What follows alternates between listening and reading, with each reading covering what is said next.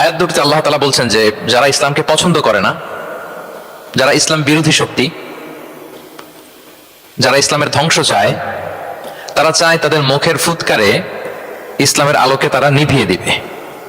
কিন্তু আল্লাহর ফয়সালা হচ্ছে আল্লাহ তার দিনকে, দিনের জ্যোতিকে পূর্ণরূপে বিকশিত করবেন, যদিও এটা কাফেররা অপছন্দ করে। সুবহানাল্লাহ।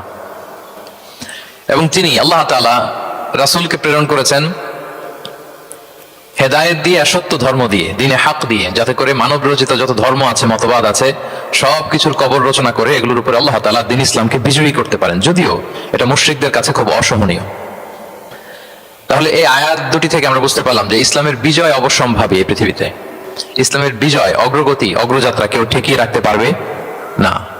কিন্তু ইসলাম বিরোধীরা চায় ইসলামের অগ্রযাত্রাকে তারা নিভিয়ে দিবে, ইসলামের জ্যোতিকে মুখের ফুৎকারে নিভিয়ে দিবে। আওয়াজ করে বলেন তো, কাফিররা, ইসলাম বিরোধীরা মুখের ফুৎকারে আল্লাহর এই দিনের জ্যোতি বা আলোকে কি কখনো নিভাতে পারবে? বলেন, কোশ্চিনকালেও পারবে না। তারা নানা ষড়যন্ত্র করে, তারা নানা ধরনের চক্রান্ত করে, কূটকৌশল করে, আমাদেরকে আমাদের ভূমি থেকে উচ্ছেদ করে, আমাদের ভূখণ্ডে বোমা নিক্ষেপ করে, নানা ধরনের ষড়যন্ত্রের ছক এঁকে আমাদের নৌজওয়ানদেরকে শহীদ করে, গ্লোবাল স্মুথ ফ্লোটিলার মতো নৌবহরকে আটকে দিয়ে ওরা ভাবে যে ওরা ইসলামের বিজয়কে ঠেকায় ফেলবে। আসলে কি পারবে? না। আল্লাহ বলেন, আমি ইসলামের জ্যোতিকে পূর্ণরূপে বিকশিত করবো। আল্লাহু আকবার। এটাকে কেউ ঠেকাতে পারবে না। তাহলে ইসলামের বিজয় অবশ্যম্ভাবী। এটা হচ্ছে আজকের আমার আলোচনার টপিক, যে ইসলামের বিজয় এটা অবশ্যম্ভাবী, অ্যাবসলিউটলি অ্যাবসলিউট, এটা হবেই। এটাকে কেউ ঠেকাতে পারবে না। ওয়াদাটা কার বলেন তো? সবাই একটু আওয়াজ করে বলুন, ওয়াদা কার? এটা আল্লাহর ওয়াদা, যে আল্লাহ তাআলা তার জমিনে তার দিনকে তিনি বিজয়ী করবেন, ডমিনেন্ট করবেন, পাওয়ারফুল করবেন। পৃথিবীর কোন শক্তি ইসলামের এই বিজয়কে, অগ্রযাত্রাকে আটকাতে পারবে না। ইসলামের বিজয় সুনিশ্চিত। ইসলাম বিজয়ী হবেই, আপনাকে নিয়ে বা আপনাকে ছাড়া, আমাকে নিয়ে কিংবা আমাকে ছাড়া। আই রিপিট, আমি আবারও বলছি, ইসলামের বিজয় হবেই হবে, আপনাকে সহ বা আপনাকে ছাড়া, আমাকে সহ বা আমাকে ছাড়া, বিজয় হবেই। সো আমি যদি এই মহাবিজয়ের একটা অংশীজন হতে পারি, এটা আমার জন্য লাখ। কি বলেন? এই বিজয়ের পার্ট যদি আমি হতে পারি, এই ভিক্টরির একটা পার্ট যদি, অংশ যদি হতে পারি, এটা আমার জন্য ব্লেসিংস, আমার সৌভাগ্য। ঠিক কিনা বলেন? এখন বলেন, আমরা সেই সৌভাগ্যের অধিকারী হতে চাই কি চাই না? হতে চাই না সবাই? আল্লাহ তাআলা কবুল করুক, আমরা পড়ি আমিন। তাহলে আল্লাহর ওয়াদা, ইসলামের বিজয় হবেই হবে, সুনিশ্চিত, কোনো সন্দেহ নেই। কেউ এই বিজয়কে ঠেকাতে পারবে না। ইসলামের বিজয় হবে আমাকে নিয়ে বা আমাকে ছাড়া, আপনাকে নিয়ে বা আপনাকে ছাড়া, বিজয় হবেই। তবে আমরা যদি লেগে থাকতে পারি, এটা আমাদের জন্য সৌভাগ্যের। এবং আমরা যদি দেখি, আল্লাহ রাসূল সাল্লাল্লাহু আলাইহি ওয়া আলিহি ওয়াসাল্লাম তিনিও এরকম ভবিষ্যৎবাণী তিনি করে গিয়েছেন যে ইসলামের বিজয় অবশ্যম্ভাবী। মুসনাদ আহমদ ইবনে হাম্বলের হাদিস তিনি বলেন, লা ইয়াবলুগান্না হাযাল আমরু মা বালাগা আল-লাইলু ওয়ান-নাহার ওয়া লা ইয়াতরুকুল্লাহু বাইতা ওয়াবার ওয়া লা মাদার ইল্লা আদখালাহুল্লাহু হাযা দ্বীন। এই দিন ইসলাম, এই লা ইলাহা ইল্লাল্লাহর বাণী পৌঁছে যাবে গোটা বিশ্বব্যাপী। যেখানে দিন হয়, রাত হয়, দিন রাত্রির আবর্তন পৃথিবীর যেখানে ঘটে, সেখানেই কালেমার বাণীকে পৌঁছে দিবে কে? এই পৃথিবীতে এমন কোনো কাঁচা পাকা ঘর থাকবে না যে এই ঘরে লা ইলাহার বাণী পৌঁছাবে না। সুবহানাল্লাহ। পৃথিবীতে এমন কোনো জায়গা থাকবে না, এটা হোক মরুভূমি, হোক জঙ্গল, হতে পারে পাহাড়, হতে পারে কোনো আদিবাসী নৃগোষ্ঠী থাকে, পৃথিবীর এমন কোনো জায়গা থাকবে না যেখানে লা ইলাহার বাণী পৌঁছাবে না, পৌঁছে যাবে। সহিহ মুসলিমের আরেক বর্ণনায় আল্লাহ রাসূল সাল্লাল্লাহু আলাইহি ওয়া আলিহি ওয়াসাল্লাম তিনি বলেন, ইন্নাল্লাহা যাওয়ালি আল আরবা ফারাআইতু মাশারিকাহা ওয়া মাগারিবাহা ওয়া ইন্না মুলকা উম্মতি সায়াবলুগু মা যুবিয়া লি মিনহা। তিনি বলেন, আল্লাহ তাআলা গোটা বিশ্বটাকে ছোট করে একটা রেপ্লিকা বানিয়ে আমার চোখের সামনে তুলে ধরেছেন। আমি পৃথিবীর প্রাচ্য পাশ্চাত্য সবটুকুন দেখেছি, আর আমি যদ্দূর দেখেছি ঠিক তদ্দূর কালিমার বাণী পৌঁছে যাবে। সুবহানাল্লাহ পড়বেন না? তার মানে গোটা বিশ্বব্যাপী ইসলামের সুমহান বাণীকে পৌঁছে দিবে কে? আল্লাহ পৌঁছে দিবেন। আল্লাহর ওয়াদা আর নবী আলাইহিস সালামের ভবিষ্যৎবাণী। তো ইসলামের এই বিজয়ের অংশী যেন আমরা হতে পারি, আল্লাহ আমাদেরকে তৌফিক দান করুক। আপনি যদি বর্তমান পৃথিবীর দিকে তাকান, তাহলে দেখবেন যে ইসলামের বিরুদ্ধে এত ষড়যন্ত্র, এত কনস্পাইরেসি, এত অত্যাচার, অপারেশন, এত কিছুর পরেও ইসলাম হচ্ছে world's fastest growing religion right now. পৃথিবীর সবচাইতে গ্রোয়িং রিলিজিয়ন হচ্ছে ইসলাম, সবচাইতে। আপনি দেখেন, জরিপ চালিয়ে একটু খোঁজখবর নিয়ে দেখেন, সারা ওয়ার্ল্ডে দ্য ফাস্টেস্ট গ্রোয়িং রিলিজিয়ন হচ্ছে ইসলাম। সবচাইতে বাড়ন্ত যেই ধর্মের ভেতরে মানুষ বানের পানির মতো প্রবেশ করছে, সেই ধর্মটার নাম কি? ইসলাম।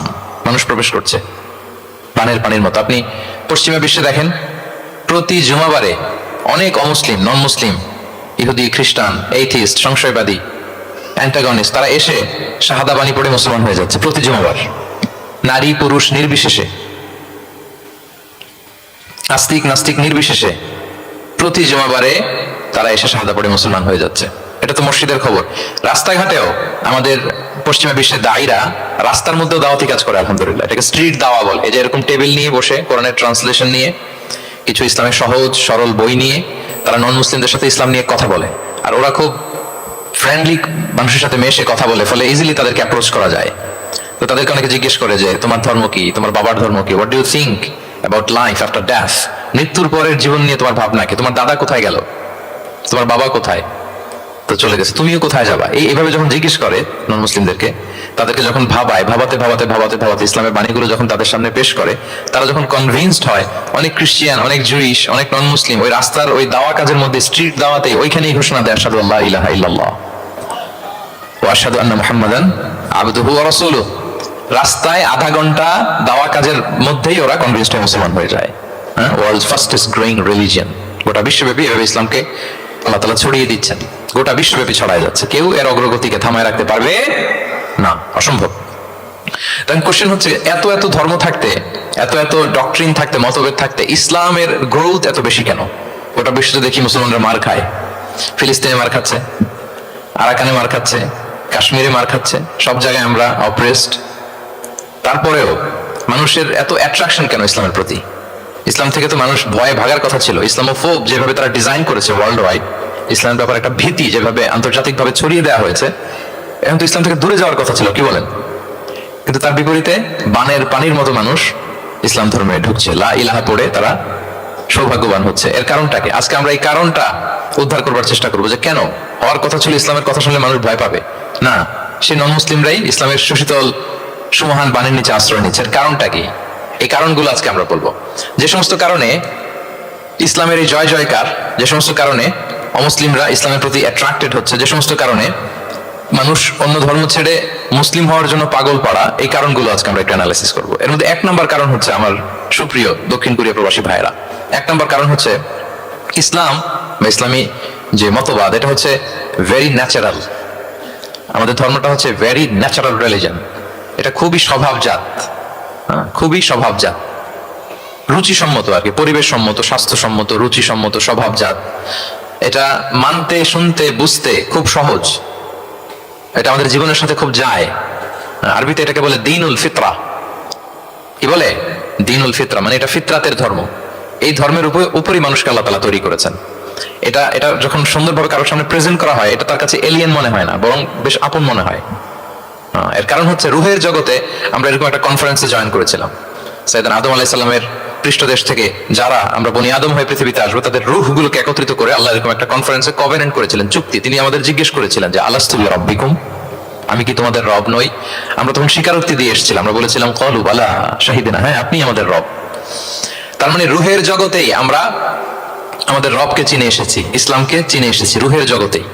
ফলে দুনিয়াতে যখন কেউ সুন্দর করে কোনো অমুসলিমের সামনে ইসলামকে পেশ করে, প্রেজেন্ট করে, তার কাছে ইসলামকে বড্ড চেনা চেনা লাগে, ইসলামকে বড্ড আপন আপন লাগে। কারণ ইসলাম তার কাছে নতুন না, সে তো অনেক আগে ইসলামের সাথে পরিচিত হয়ে এসেছে। সুবহানাল্লাহ। রুহের জগতেই সে ইসলামকে চিনে এসেছে, ইসলামের সাথে একটা ইন্টারাকশন তার রুহের জগতেই ছিল। ফলে দুনিয়াতে যখন চমৎকার ভাবে কারোর সামনে ইসলামকে প্রেজেন্ট করা হয়, ইসলামকে তার কাছে অপরিচিত লাগে না, এলিয়েন মনে হয় না, বরং বড্ড আপন আপন লাগে তার কাছে ইসলামকে। ফলে সহজেই সে ইসলামকে গ্রহণ করতে পারে। তাহলে এটাকে বলা হয় ফিতরাত। ফিতরাত, ফিতরাতাল্লাহিল্লাতী ফাতারান নাস আলাইহা লা তাবদীলা লিখালকিল্লাহ। আল্লাহর প্রকৃতির অনুসরণ করো। আল্লাহ বলেন যে প্রকৃতির উপর আল্লাহ তাআলা মানুষকে বানিয়েছেন, আল্লাহর সৃষ্টি কাঠামোতে কোনো পরিবর্তন নেই। তাহলে সবাই এই ফিতরাত ইসলামের উপরই জন্মায়।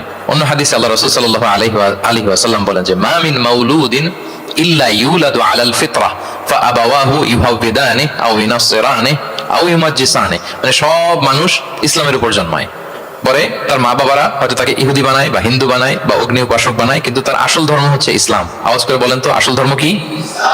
আসল ধর্ম ইসলাম। সে ফিতরাতের উপর জন্মগ্রহণ করেছে, এমনিতেই বাই ডিফল্ট তার মনটা ইসলামের দিকে টানে। এই পৃথিবীতে যা কিছু ভালো, যা কিছু কল্যাণকর, যা কিছু আমাদের সাথে খাপ খায়, সুইট করে, সহজে সুইটেবল হয়, এটাই ফিতরাত। এটাই কি? ফিতরাত। তো সব মানুষ ফিতরাতের উপর জন্মেছে, ইসলামের উপর জন্মেছে। মিরাজের রাতে রাসূল সাল্লাল্লাহু আলাইহি ওয়াসাল্লামকে দুইটা পেয়ালা দেওয়া হয়েছে। তিনি বললেন উতি চুবি ইনা আইন, আমাকে জিব্রাইল আলাইহিস সালাম দুইটা বাটি দিল বা পেয়ালা দিল, ফি আহাদিহিমা লাবান ওয়া ফিল আখারি খামর, এর একটার মধ্যে ছিল দুধ আর একটা মদ, আমি দেখতে পাচ্ছিলাম না কোনটাই কি। আমাকে যখন দেয়া হলো ফা আখাযতুল লাবান, আমি দুধের বাটি নিলাম। তখন জিবরিল আলাইহিস সালাম বললেন আসাবতাল ফিতরা, আপনি ফিতরাতটাই নিয়েছেন, মানে যেটা ভালো ওইটাই নিয়েছেন, যেটা আপনার সাথে সুইট করে ওইটাই নিয়েছেন। সুবহানাল্লাহ পড়েন।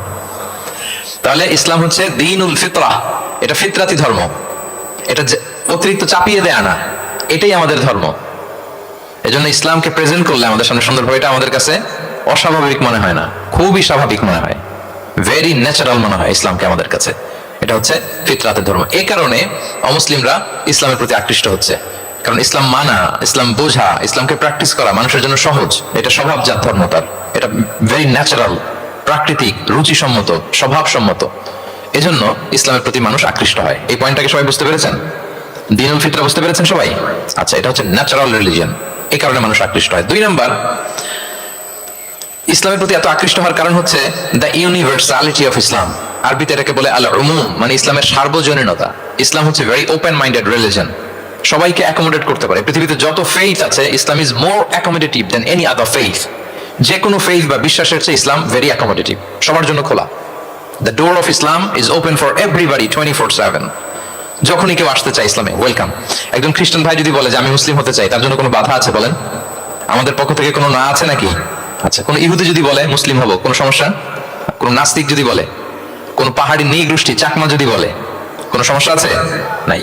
কিন্তু আপনি যদি বলেন যে আমার ইহুদি হতে বড্ড মন চাই, আমি এখন মুসলিম তো, আমি ইসলাম ছেড়ে দিয়ে ইহুদি হতে চাই, ইহুদি হতে পারবেন? পারবেন না। যদি জেনে না থাকেন জেনে নেন, চাইলেই কেউ ইহুদি হতে পারে না। ইহুদি হতে হয় বাই বর্ন, জন্মসূত্রে। তাও আবার বাবা ইহুদি হইলে হবে না। কি আজীব তামাশা! মা ইহুদি হইতে হবে। ইহুদি মায়ের পেট থেকে যদি কেউ জন্মায় তাইলে সে ইহুদি। কিন্তু আমাদের ধর্মে এরকম নিয়ম আছে বলেন তো? না। তাহলে ইসলামটা হচ্ছে সার্বজনীন, এখানে কোনো সাম্প্রদায়িকতা নেই, কারণ ইসলাম সকল সম্প্রদায়ের জন্য এসেছে। আলহামদুলিল্লাহ পড়েন।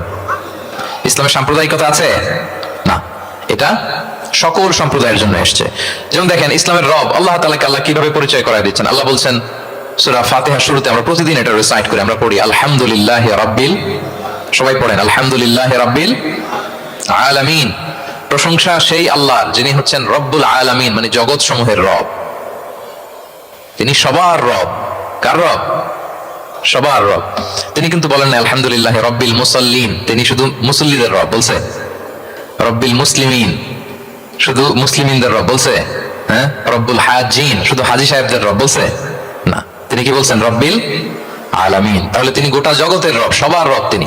ইসলামের দরজা সবার জন্য খোলা। দ্য ইউনিভার্সালিটি অফ ইসলাম যে আপনাদেরকে বোঝাচ্ছি, আল উমুম, খেয়াল করে দেখেন যে আল্লাহ যখন নিজের পরিচয় দিচ্ছেন তিনি বলছেন আমি সবার রব। তিনি কার রব? তিনি সবার রব। আলহামদুলিল্লাহ রাব্বিল আলামিন। এবং রাসূলুল্লাহ সাল্লাল্লাহু আলাইহি ওয়া আলিহি ওয়াসাল্লামের পরিচয় যখন আল্লাহ তাআলা করায় দিচ্ছেন, তখন আল্লাহ বলছেন ওয়ামা আরসালনাকা ইল্লা রাহমাতাল লিল আলামিন, I have sent you as a mercy for all the worlds. নবী হে, আপনি গোটা বিশ্বের সবার জন্য রহমত। সুবহানাল্লাহ। আল্লাহ বলছে যে শুধু মুসলমানদের জন্য রহমত? কথা বলেন। শুধু আরবদের জন্য রহমত? শুধু সাদা চামড়ার মানুষদের জন্য রহমত? শুধু পুরুষদের জন্য রহমত? না। এই রহমত কাদের জন্য বলেন তো দেখি, বুঝে থাকলে? আল্লাহর হাবিব সাল্লাল্লাহু আলাইহি ওয়াসাল্লাম কাদের জন্য রহমত বলেন তো সবাই? সবার জন্য রহমত। দেখেন ইউনিভার্সালিটি অফ ইসলাম, ইসলাম যে সবার জন্য। আচ্ছা, আল্লাহ সবার, রাসূলও সবার। এবার ইসলামের কিতাব কোরআনের দিকে যদি খেয়াল করি, কোরআনের পরিচয় দিতে যে আল্লাহ তাআলা বলেছেন ইন হুয়া ইল্লা যিকরা লিল আলামিন, নিশ্চয়ই কোরআনটা হচ্ছে জগৎবাসীর জন্য যিকরা, উপদেশ, রিমাইন্ডার।